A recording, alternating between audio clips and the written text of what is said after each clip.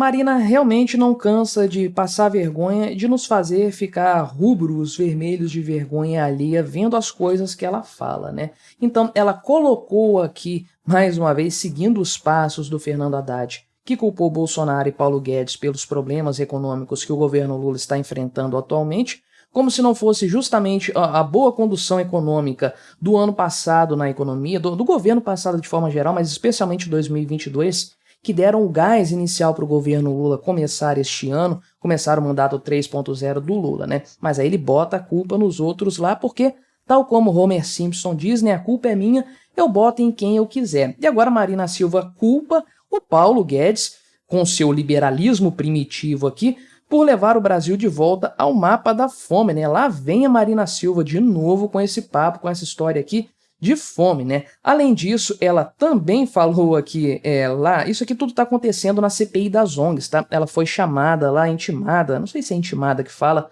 mas ela participou de uma oitiva na CPI das ONGs lá no Congresso Nacional e deu esses discursos aqui, fez essas falas maravilhosas, por exemplo, dizendo que a humanidade está enfrentando o Armagedon. Pois é, meu amigo, aguarde aí as estrelas caindo do céu, aguarde a besta do apocalipse aparecendo aí por conta das mudanças climáticas, né? Antes de continuarmos a falar sobre essas bobagens, então deixe o seu like, seu comentário neste vídeo, se inscreva no meu canal se você ainda não for inscrito, considere se tornar membro patrocinador do meu trabalho com valores a partir de R$ 1,99 por mês. E por eu ter falado mudanças climáticas, talvez tenha aparecido o balãozinho aí das mudanças embaixo do vídeo, né? Só de ter aparecido esse vídeo aqui já vale o seu like, não é mesmo? Mas vamos seguindo então para ver o que ela falou a esse respeito, né? Em primeiro lugar, precisamos dizer que a Marina Silva falando sobre a fome, né? A gente sabe que ela mentiu lá, falando, não lembro, numa reunião da ONU, alguma coisa assim, que ela disse que tinha 120 milhões de pessoas no Brasil passando fome. Pelo amor de Deus, olha a cara de pau da mulher de falar um número desses completamente inverídico. Mais da metade da população brasileira passando fome, nas palavras aí da Marina Silva, né? Realmente, se ela for olhar o índice de obesidade no Brasil, provavelmente está lá nas alturas, mas para ela metade da população está passando fome. Uma coisa impressionante, né? Mas a Marina Silva, ela é uma pessoa que você olhando para ela, você sabe que ela tem credibilidade para falar do tema, porque ela é magrinha, né? O pessoal, principalmente lá fora, olha para ela e fala, nossa, realmente, a fome no Brasil tá castigando, né? Olha só essa mulher como ela é magrinha, tá passando fome, coitada, aí tá só pele e osso, né? Então ela convence o discurso da fome realmente, porque ela própria tem essa cara, essa aparência de brasileira passando fome. Agora, acredite ou não, Marina Silva citou a Escola de Chicago de Economia. Acredite ou não. Olha só o que ela disse, né?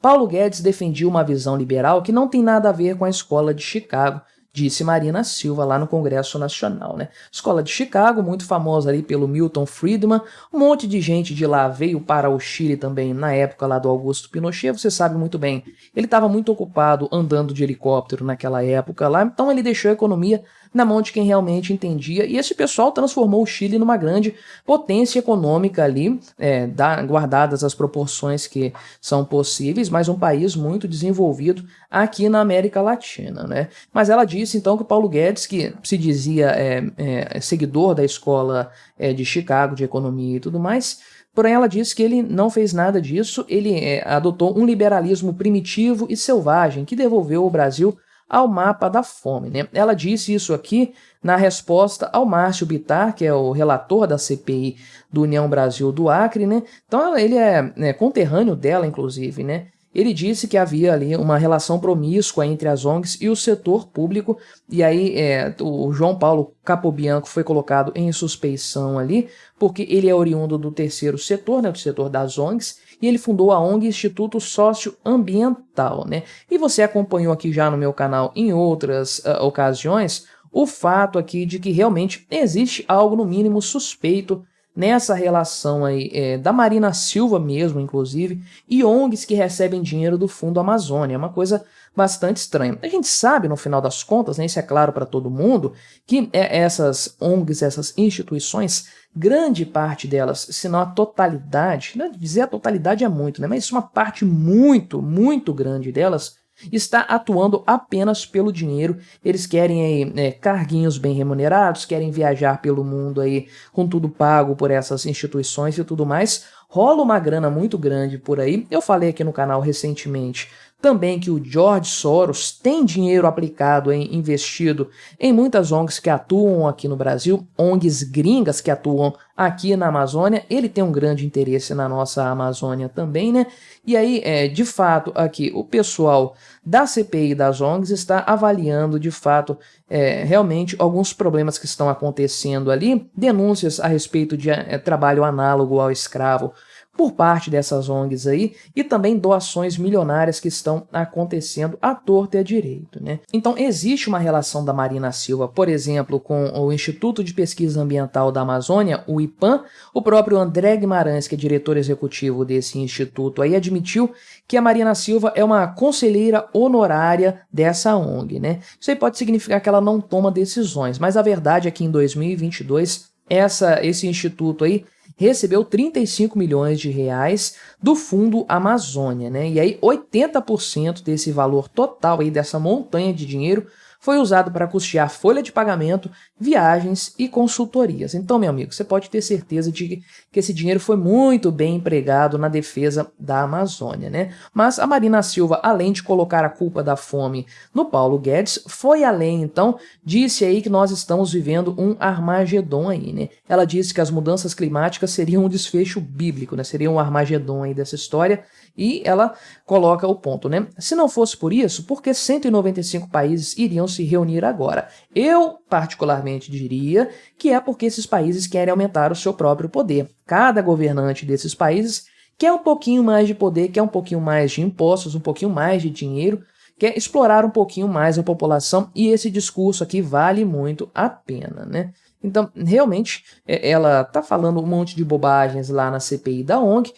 Isso aqui vai dar algum impacto, alguma repercussão suficiente para arranhar a imagem pública dela, porque essa relação, eu não sei se é promíscua, não sei se eu usaria essa palavra, mas a relação dela com institutos que recebem dinheiro do Fundo Amazônia carece pelo menos de uma explicação, de um esclarecimento.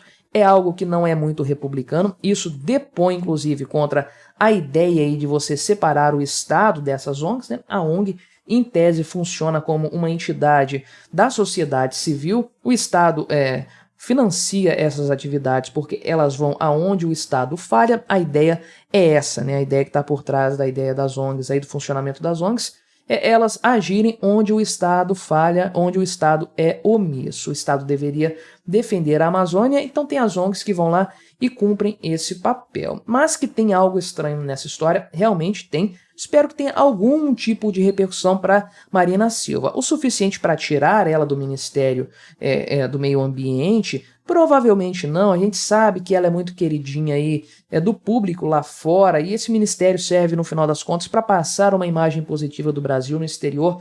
Nada além disso, né? Então, tá muito bom ela ali, quietinha, falando as bobagens dela, falando as abobrinhas e tudo mais, dizendo que o Brasil está no mapa da fome de novo, que é uma coisa muito questionável, né? Porque, vamos lá, primeiro de tudo teve a pandemia no meio desse caminho. Isso já seria uma explicação suficiente para o aumento da fome no Brasil, porque, olha lá, a pobreza nos Estados Unidos dobrou depois da pandemia. Então, se os Estados Unidos estão sofrendo numa situação assim, imagina o Brasil, que é um país pobre, né? Então, a pandemia tem que ser colocada nessa conta também. Mas esses números de fome, de pobreza, são absurdamente maceteados. Todo mundo sabe disso, né? Não tô nem falando dos 120 milhões de brasileiros passando fome, de acordo com os dados tirados aí, paridos pela Marina Silva, né?